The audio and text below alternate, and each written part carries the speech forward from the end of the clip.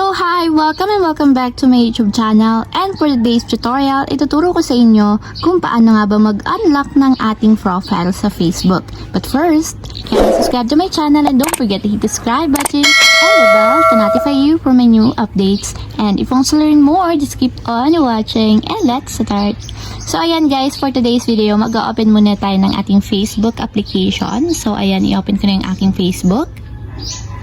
Then, after nyan guys, pagka-open, pumunta agad tayo sa mismong timeline or profile ng ating Facebook account. Then, pagka-open guys, dito sa timeline, so itong profile ko guys is naka-lock. So, para makita natin, i-view as ko siya para mapakita ko sa inyo na talagang naka-lock profile ang aking Facebook.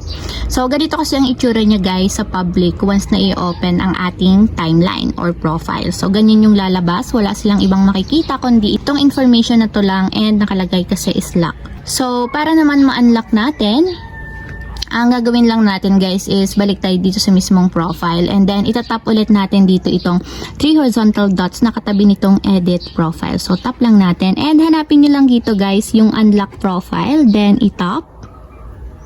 Then, after nyan dito, para tuluyan ng ma-unlock yung ating profile, ang gagawin nyo lang is itatap nyo itong unlock button. So, tap nyo lang itong unlock button. After nyan, ganito yung lalabas. So, unlock your profile so more people may see the latest posts and stories on your profile. So, babalik na daw sa dati yung ating profile and makikita na ng ibang tao yung mga photos natin ating profile.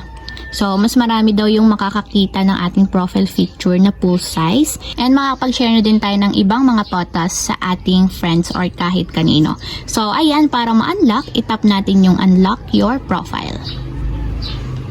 And ayan guys, kung makikita nyo, you unlock your profile. So, naka-unlock na yung ating profile and hindi na naka-enable yung lock profile.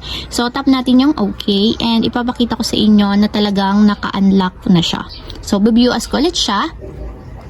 And ayan guys, kung makikita nyo, ganito na ulit yung lalabas sa public. So, mabubview na nila yung iba nating mga photos once na nag-unlock tayo. So, much better ba rin guys kung nakalock yung profile natin? Protection siya sa ating privacy sa public. So, ayun lang guys, ganun lang kasimple. Sana nakatulong sa inyo kung paano nga ba mag-unlock ng ating Facebook profile. If you have a question, can you comment down below and don't forget to hit the subscribe button and the bell to notify you for my new updates. And thank you for watching! Living life, every day, late at night, not okay.